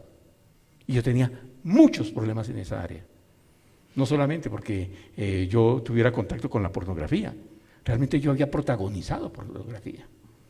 En tal manera en que ustedes podrán entender las dimensiones de la esclavitud en la que yo viví. Pero Dios es bueno. Y es poderoso para sacarlo a uno de cualquier lugar. No importa qué tan bajo caiga uno. Siempre la diestra del Señor es suficiente para bajar a donde estamos y para rescatarnos y sacarnos en libertad. Dios es suficiente para hacer eso. Bueno, yo quiero contarles la parte mía. ¿Sí? ¿Te atreves? Sí. En cuanto a lo de las drogas, el Señor fue conmigo, fue muy diferente en ese aspecto. Pues yo no lo conocía a él todavía y pues yo llegué hasta el nivel de Ricardo, no, hasta allá no, hasta morfina no, pero sí con el bazuco. Y cuando me vi grave fue porque yo mandé comprar el bazuco y entonces dije, estoy grave. Entonces yo dije, Dios, si tú eres real, si tú existes, sácame de esto. Al otro día dejé el vicio. En un día, de un día para otro, el Señor, aún sin conocerlo, me ayudó y me hizo libre de las drogas. Y pues, de verdad que eso fue un milagro, porque eso es una cosa que no ocurre, ¿sí? Pero el Señor me liberó así en un día. Y es algo que, ahí fue cuando yo conocí Dios es real. Al mes conocí al Señor. Al mes me compartieron y al mes recibí al Señor en mi corazón. Él estaba preparando el camino realmente. Sí. Él estaba preparando el camino. Miren, yo sé algo. Nosotros pudimos haber caído muy bajo, pero la verdad es que Dios tenía un propósito con nosotros. Él tenía un propósito con nosotros. ¿Cuántos saben que Dios tiene un propósito con la vida de cada uno desde antes de la fundación del mundo? Él tiene un propósito.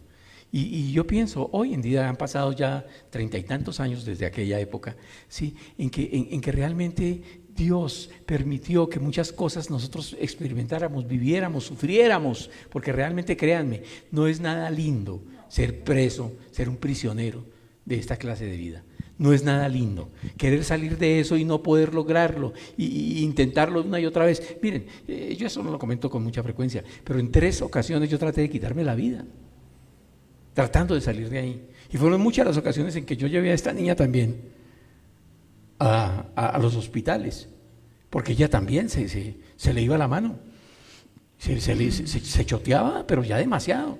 Y tocaba ahí llevarla y inyecciones en el estómago y cuanta cosa y todo, porque además era agresiva. Era con el trago. Sí, con el alcohol más que todo. Pero tremenda cosa, ¿sí? Todo lo que sucedió. Pero Dios, ¿cuántos saben, hermanos, que Dios puede utilizar aún las peores cosas que nosotros hayamos vivido para bien, ¿verdad? Y bueno, algún día realmente a los que les amamos o le amamos, realmente nuestra vida puede darle un vuelco. Y Él lo dio. Sí. Vamos a la siguiente pregunta. Mejor. A la 24. Dice, ¿es posible que alguien crea que está bajo la influencia de un demonio y esto no sea cierto? ¿Ustedes qué creen? Es posible, sí.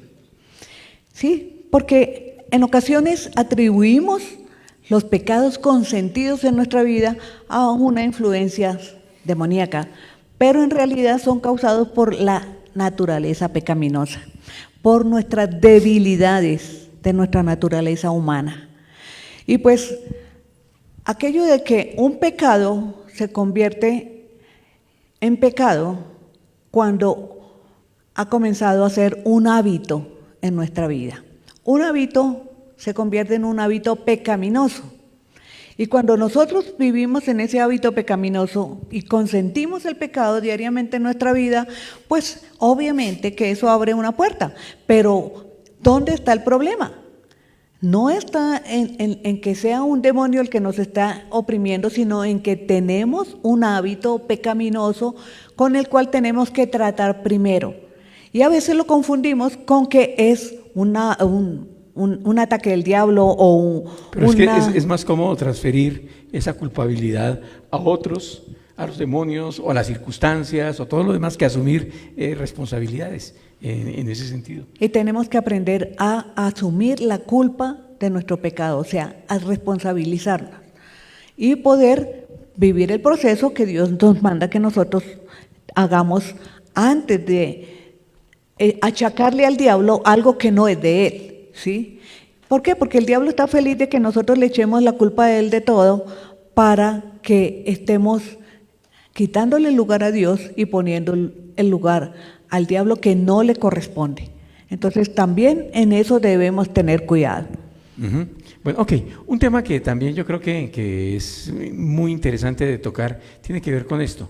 ¿Qué validez podemos dar a las maldiciones generacionales? Porque de eso nosotros hemos escuchado muchas cosas, ¿verdad? Y yo creo que bien vale la pena que que lo mencionemos.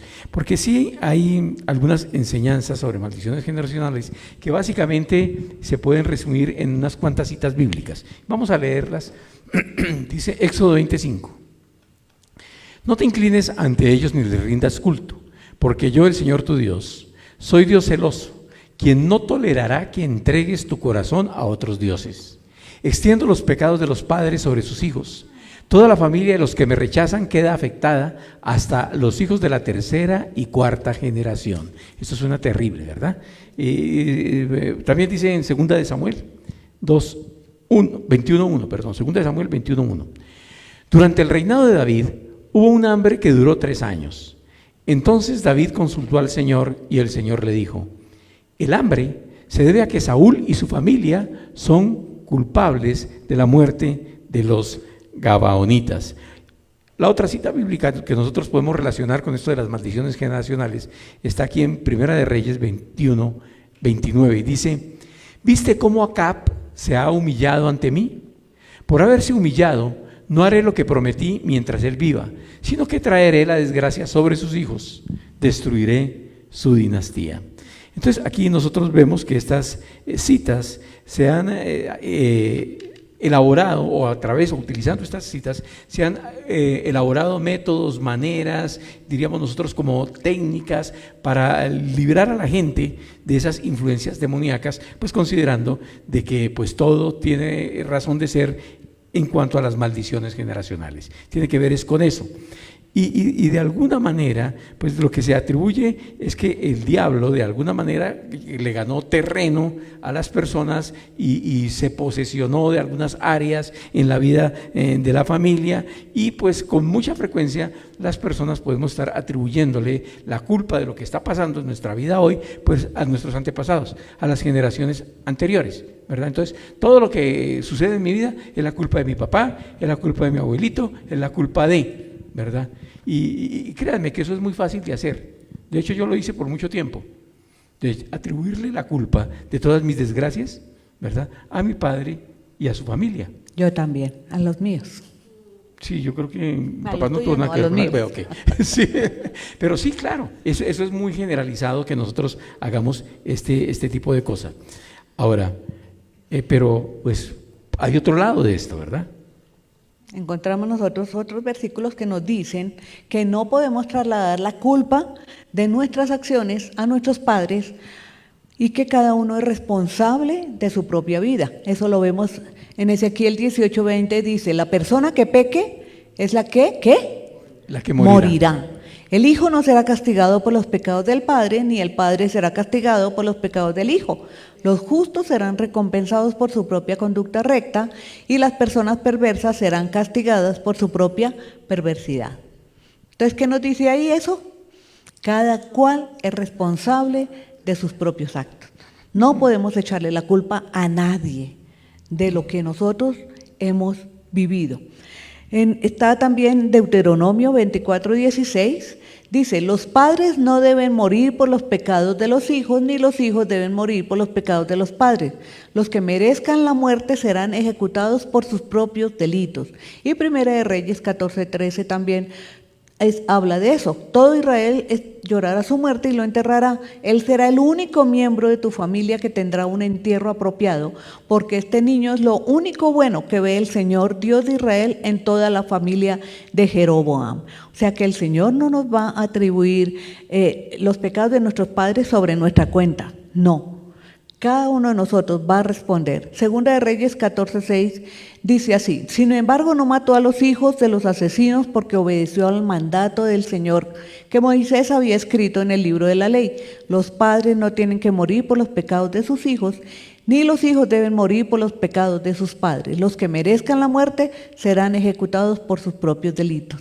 Lo mismo también en Jeremías está haciendo referencia a la misma situación.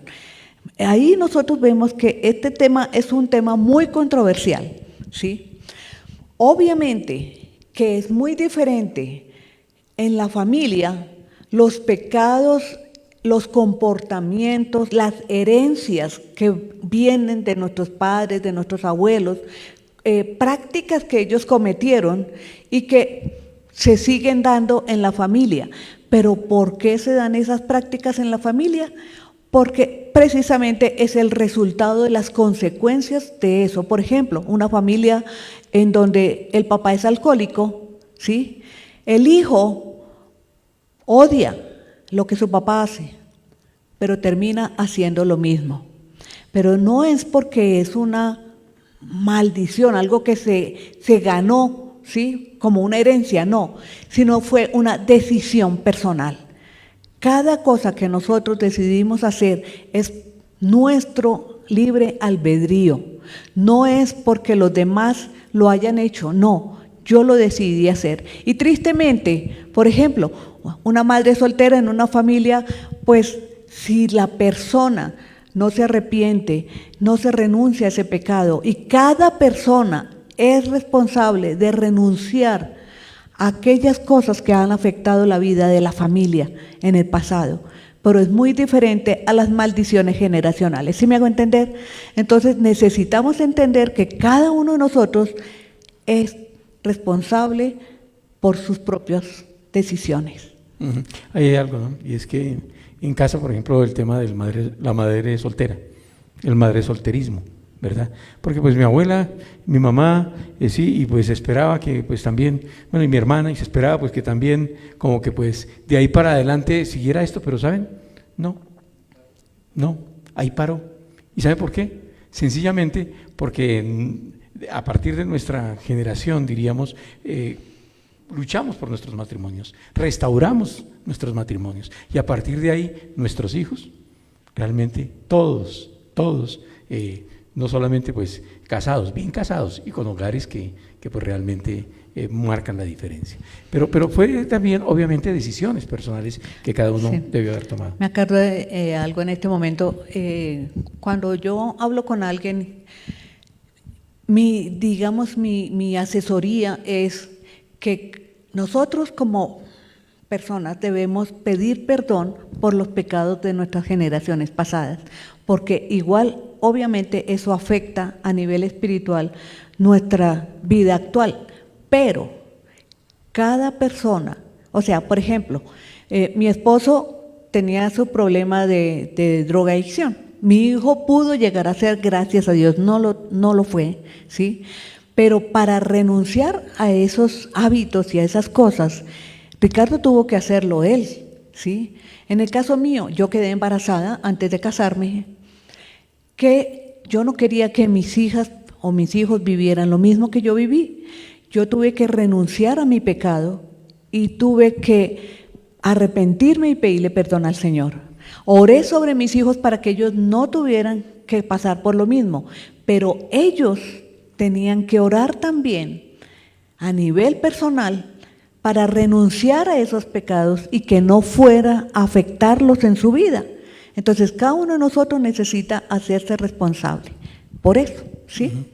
Somos responsables por el rumbo que toma nuestra vida espiritual y no podemos echarle la culpa a otras personas esos fracasos espirituales y mucho menos a Dios, que es lo que a veces sucede, que estamos echando la culpa a Dios, cuando Dios no puede ser tentado por el mal ni él tienta a nadie, pero de todas maneras alguien tiene que salir responsable, y como Él pues realmente no está aquí para defenderse, pensamos, alguien tiene que ser culpable.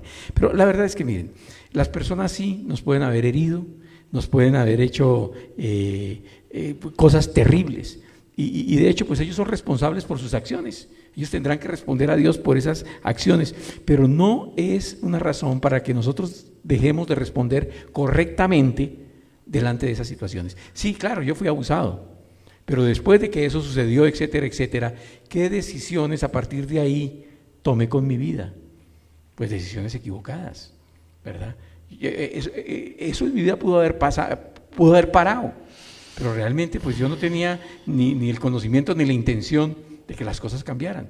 Hasta que no fui consciente de algunas cosas, realmente no tomé una decisión para poder ser libre de esas ataduras en mi vida.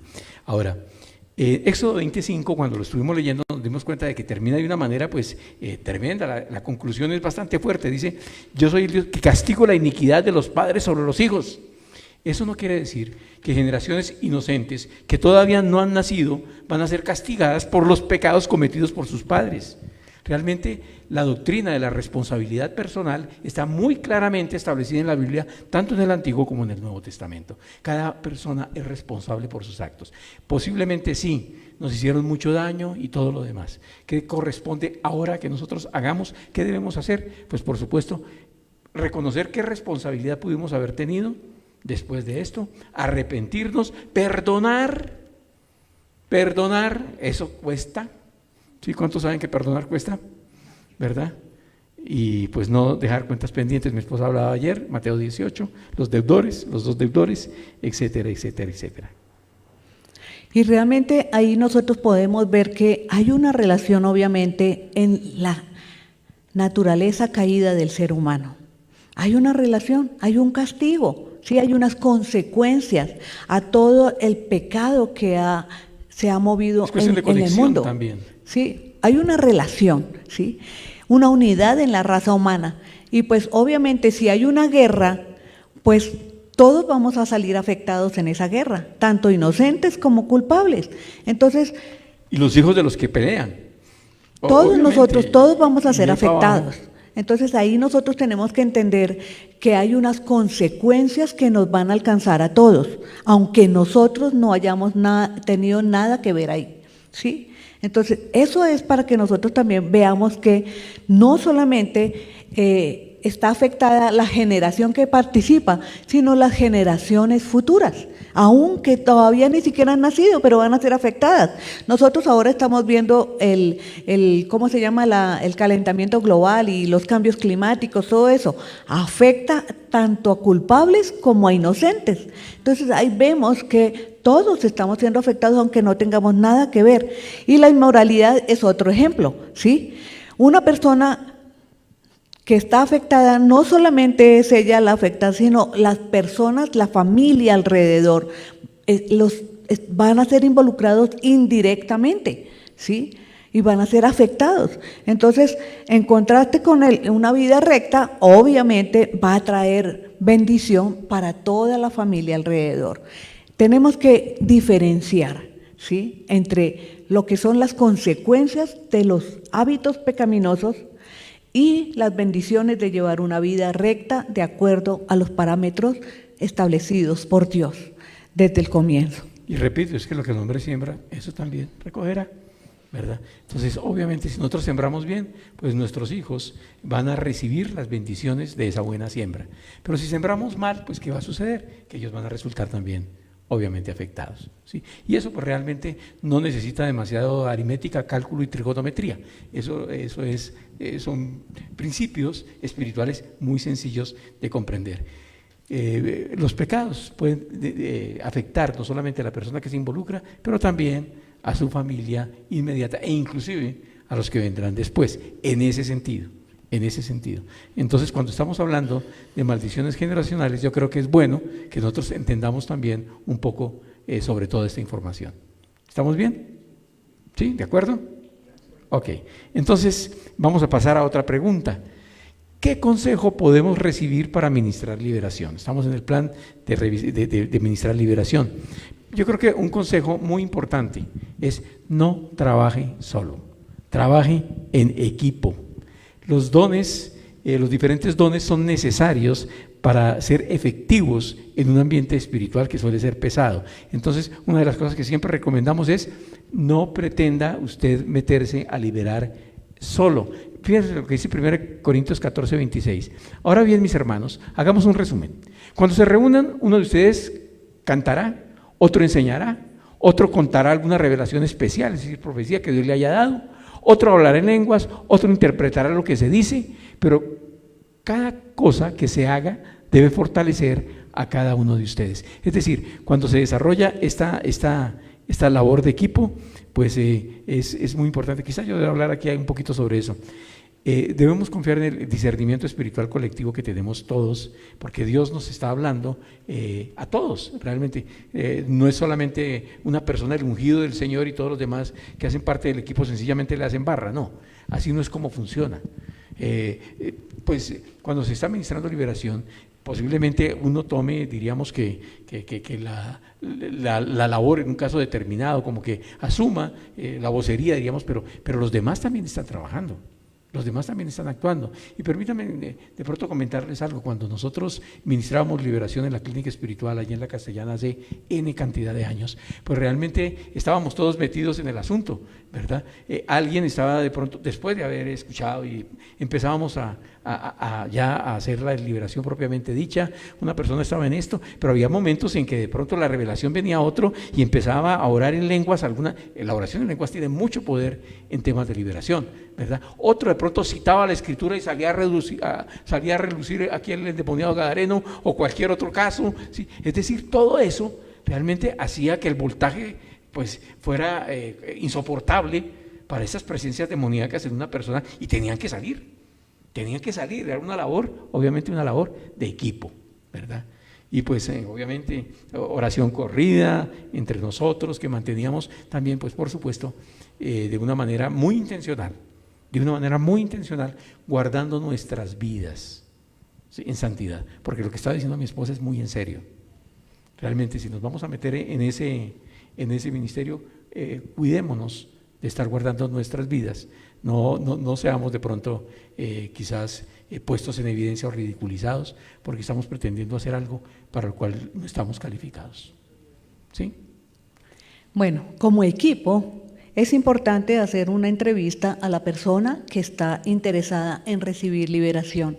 Algo que también estaba pensando en este momento: cuando hay una persona interesada en recibir liberación, debe estar dispuesta a que haya un equipo y que se someta a la dirección de ese equipo, porque pues a veces las personas no quieren someterse. Entonces ahí realmente eso ya es un impedimento para recibir liberación.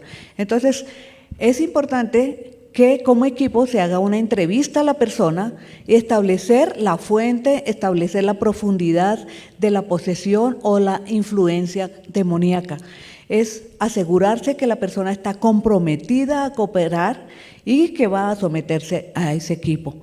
Otra cosa también es descubrir cualquier pecado oculto que haya o una desobediencia escondida. Es pedir también al Espíritu Santo que le dé revelación para discernir qué clase de espíritus o qué es lo que debe ser tratado antes de empezar a echar fuera demonios. Y eso es bien importante realmente. Miren, el espíritu de revelaciones, pero yo no sé si alguna vez les comenté, pero en alguna ocasión fuimos a ministrar a Villavicencio.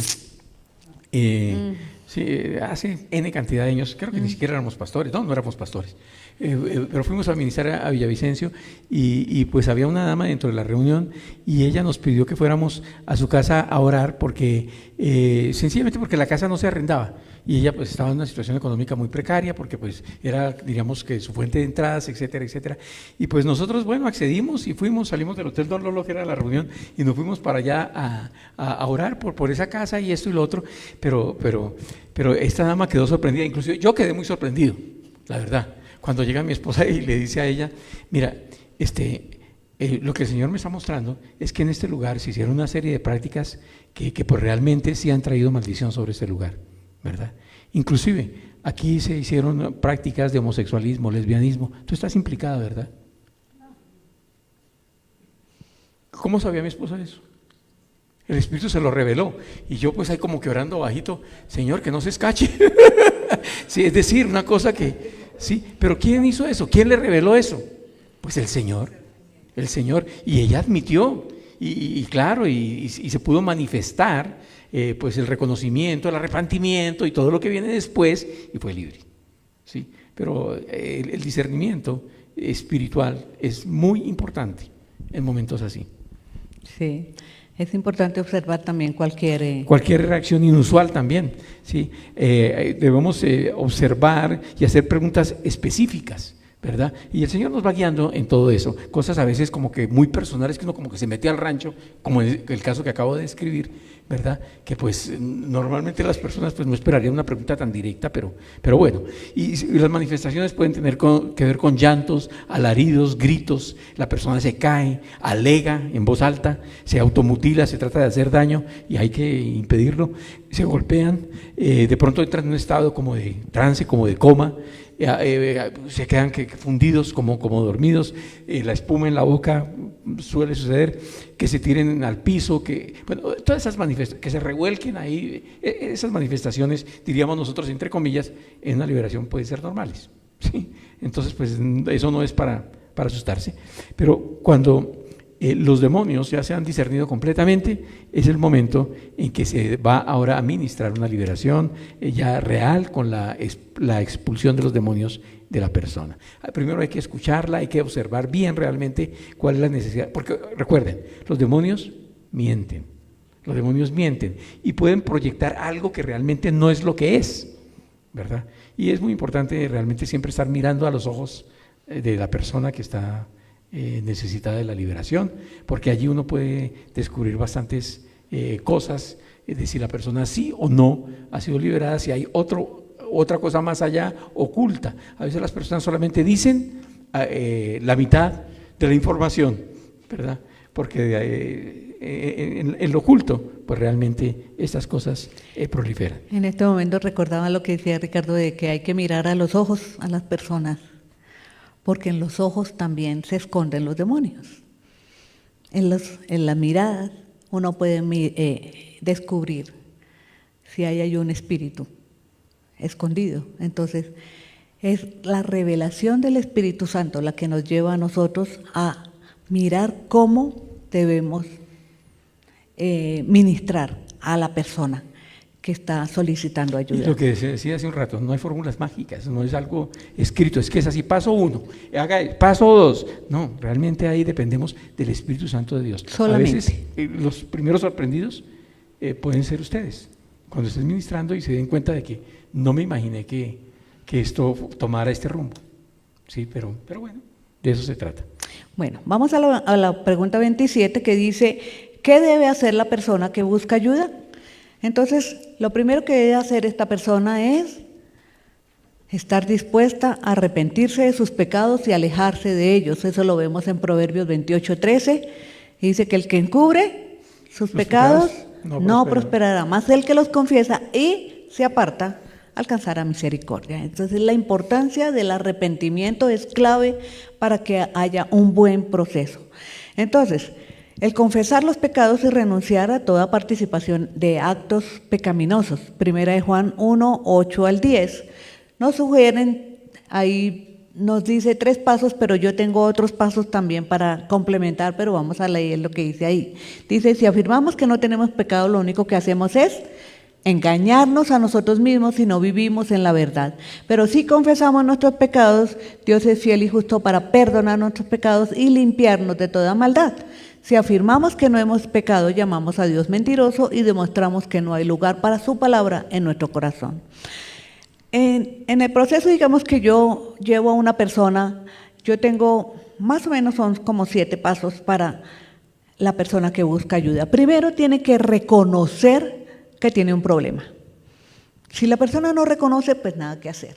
Entonces, primero es reconocer que tiene un problema. Segundo, es confesar el pecado, ¿sí? Tercero es arrepentirse. Cuarto es renunciar a ese pecado, porque el hecho de arrepentirnos no es suficiente, sino que necesitamos renunciar a lo que está oprimiendo nuestra vida, renunciar a esos pecados. En quinto lugar, entonces, es la restauración, o también hablamos de la restitución. ¿Sí? Eso lo vas a decir tú. Bueno, sí. Hacer restitución de cualquier cosa a una persona, propiedades, etcétera, etcétera. Por aquí en Ezequiel 33, 14, 15, Antiguo Testamento dice, y supongamos que les digo a unas personas malvadas que de cierto morirán, pero después abandonan sus pecados y hacen lo que es justo y recto. Por ejemplo, podrían devolverle la garantía a un deudor, restituir lo que habían robado y obedecer mis leyes. que dan vida dejando de hacer lo malo. Y así lo hacen, si así lo hacen, entonces de cierto vivirán y no morirán. Entonces, pues el tema no es solamente reconocer que me robé la vaca y después entonces llegar allá con el lazo. No, devuelva la vaca. ¿Sí? Hay que hacer restitución, ¿verdad? Eso fue algo que comprendió Zaqueo muy claramente también en el Nuevo Testamento, ¿verdad? De que pues era necesario restituir. Y él dice, voy a devolver, y a un bueno, eso, sí, bien cuadrangular. Lo que sea, yo voy a restituir, ¿verdad? De eso se trata también, de restituir. Isaías 55:7 dice que los malvados cambien sus caminos y alejen de sí hasta el más mínimo pensamiento de hacer el mal. Que se vuelvan al Señor para que les tenga misericordia. Sí, vuélvanse a nuestro Dios porque Él perdonará con generosidad. Si damos los pasos correctos, es seguro el perdón de parte de Dios. Pero pues por supuesto hay que mantener una relación íntima con el Señor, una relación íntima con Dios. Eso quiere decir que el Espíritu Santo sea quien nos guíe. En Gálatas 5, 16, 18, donde habla de las obras de la carne y el poder del Espíritu, dice, por eso les digo, dejen que el Espíritu Santo los guíe en la vida. Tiene que ver con nuestro enfoque de este año, ¿verdad? Vivir en el poder del Espíritu Santo, que Él los guíe en la vida. Entonces no se dejarán llevar por los impulsos de la naturaleza pecaminosa. La naturaleza pecaminosa desea hacer el mal, que es precisamente lo contrario de lo que quiere el Espíritu. Y el Espíritu no da deseos que se oponen a lo que nos da deseos que se oponen a lo que desea la naturaleza pecaminosa. Estas son dos fuerzas que luchan constantemente entre sí. Entonces ustedes no son libres para llevar a cabo sus buenas intenciones, pero cuando el Espíritu los guía, ya no están obligados a cumplir la ley de Moisés. Miren, seguramente de que le vamos a poner todas las ganas para dejar atrás algunas cosas que nos tienen esclavizados. Pero hermanos, yo creo que ustedes ya saben que las puras ganas no son suficientes. Necesitamos el poder del Espíritu Santo. Eso es lo que hace la diferencia. Eso hace la diferencia para que vivamos vidas en libertad. Y cuando llevamos esos pasos, ¿sí? Vamos a tener la libertad del perdón, de recibir el perdón de Dios, y vamos a poder experimentar el cerrar las puertas para poder recibir la liberación completa, y obviamente el enemigo ya no va a tener más autoridad sobre nuestra vida. Ahí estamos cerrando las puertas cuando hacemos las cosas a la manera de Dios, y la mejor manera es a la forma de Dios. Nosotros necesitamos entender que cómo, también es la siguiente pregunta, ¿cómo reviso que mi relación con Dios vaya bien? Entonces aquí hay unos pasos. Dice, soy salvo por la misericordia de Dios, o sea, ¿estás seguro de la salvación? Importante tener la seguridad de la salvación. ¿He recibido el bautismo con el Espíritu Santo? Entonces, bueno, estamos viviendo esa experiencia. ¿Cómo está mi tiempo devocional? ¿Estoy leyendo la Biblia y alimentándome con las verdades de Dios? Otras, ¿vivo obedeciendo a Dios? ¿O tengo algún pecado oculto que daña mi relación con Él? ¿Estoy madurando como cristiano? ¿Me estoy reuniendo con otros cristianos maduros para fortalecer mi caminar con Dios? Pues todas estas son preguntas que nos van a ayudar a evaluarnos cómo estamos realmente en nuestra vida.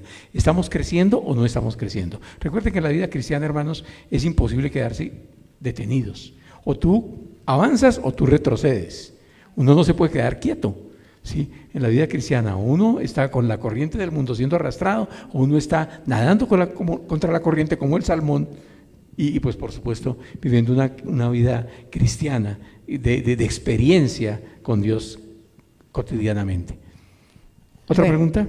Otra pregunta es, pero antes de eso quiero decirles algo. Miren, la cuestión en esta conferencia, ¿cuál es la clave? Es tu persona. ¿Quiénes son los primeros candidatos a recibir liberación, a ser libres de toda esa opresión? Somos nosotros mismos. Entonces, nuestra invitación es para que ustedes, cada uno pueda mirar a su propia vida y examinarla de acuerdo a estas preguntas que hemos estado trabajando durante estos 2 días, y poder mirar cómo y qué necesito yo. Y ustedes ya tienen las pautas, empiecen a trabajar con ustedes mismos, y tienen al Espíritu Santo de parte de ustedes para que le pregunten a Él, revélame qué hay en mi vida.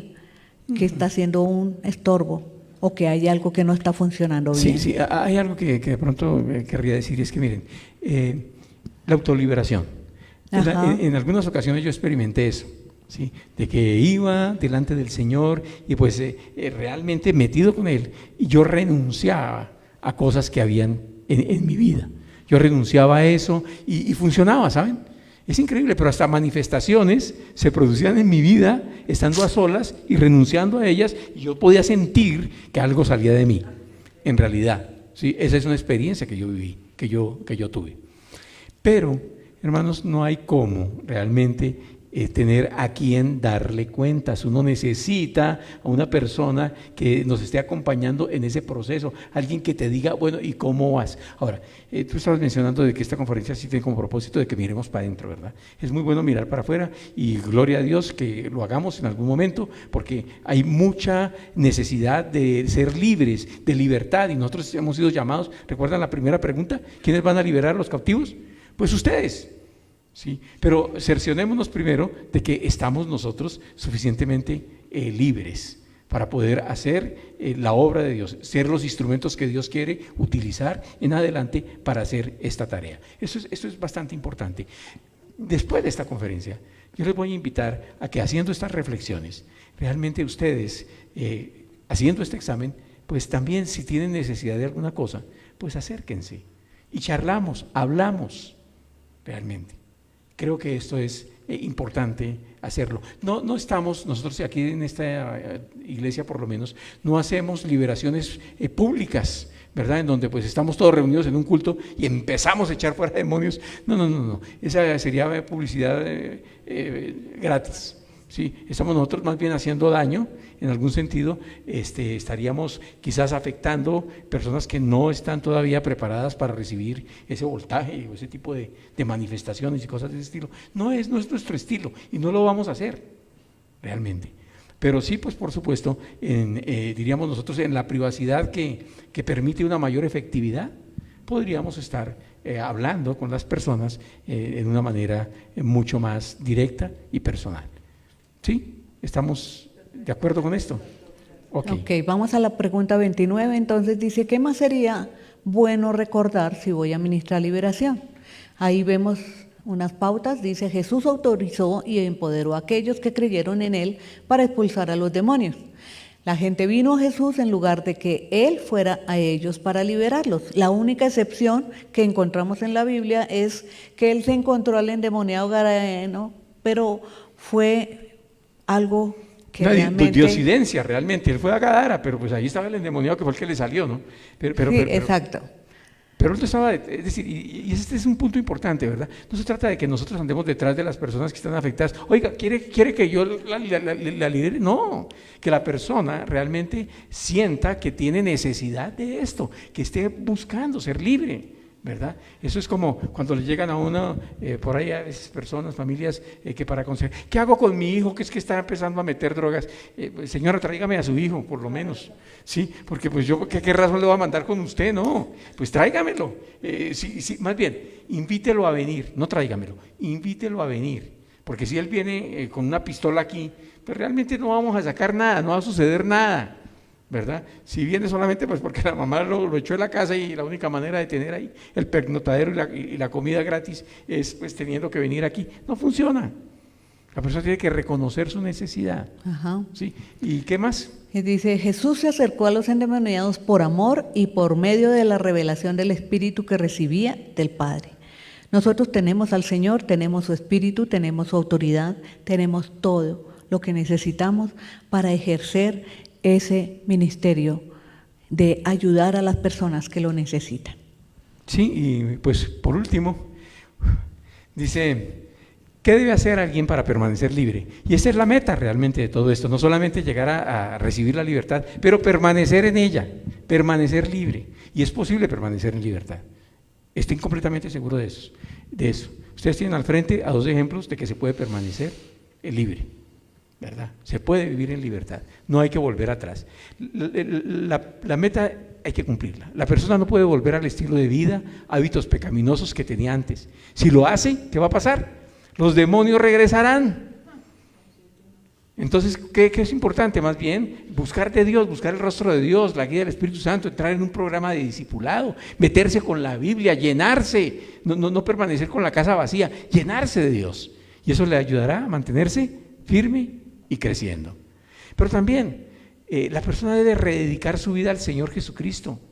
Quizás alguna vez lo recibió, pero se le torció el caminado y ahora está otra vez metido en problemas. Bueno, rededique su vida al Señor y viva bajo el poder del Espíritu Santo. Y la tercera cosa es, la persona debe someterse a un grupo de cristianos maduros, a los cuales dará cuentas por un tiempo, por lo menos 6 meses, quizás un año. A veces, cuando las situaciones son más difíciles, realmente, y por ahí personas de Romanos saben eso, ¿verdad? Sí, que el acompañamiento puede necesitar más tiempo inclusive. ¿Para qué? Para asegurar que hay una vida libre de ataduras. En tal manera de que ya tenemos como que claro este tema, por lo menos hemos tratado de clarificar un poco y estamos llegando al final de esta sesión que logramos convertir 2 en 1 y pues hermanos, recuerde nuestro enfoque. Este es un año para vivir en el poder del Espíritu Santo. Para hacerlo necesitamos vivir consagrados íntegramente a Dios. ¿Estamos? Y como dice, el que dice que es amigo de Dios debe vivir como vivió Jesús. Nuestra invitación a todos ustedes es para estar creciendo en el conocimiento del Señor, afirmando su corazón en su palabra y viviendo bajo el poder del Espíritu Santo y estar sensibles a las necesidades de los demás. Una manera en la que nosotros podemos participar de una forma indirecta es a través de la oración. Oremos por aquellas personas que tienen problemas para que Dios los traiga y reciban la ayuda que necesitan en su momento indicado. Amén. Amén. Vamos a orar. Muchas gracias por haber venido y gracias por habernos acompañado en este tiempo y que el Señor los siga bendiciendo en gran manera. Ahora. Padre, queremos dar gracias, Señor, por esta conferencia, Padre. Gracias, Señor, por estas enseñanzas que alguna vez trajiste a nuestra vida y que, Señor, en estas 2 noches nos has permitido compartir, Padre. Señor Dios, sabemos que más que información, Señor, tú lo que quieres ver es transformación, cambios en la vida de las personas. Y nos has mostrado, Señor, el camino para vivir en libertad. A nosotros, Señor, nos has guiado por ese camino y paso a paso, Señor, lo hemos venido recorriendo a través no solamente, Señor, de unos cuantos días, semanas, meses, pero años, Señor, décadas ya, caminando, Señor, de tu mano y viendo, Señor, que sí se puede vivir en libertad, Padre. Señor Dios, que esa misma convicción esté en el corazón, Señor, de cada persona que ha escuchado, Señor, esta exposición bíblica, Señor, de quién eres tú y de lo que estás, Señor, dispuesto a hacer por aquellos seres humanos por los cuales diste la vida, Señor.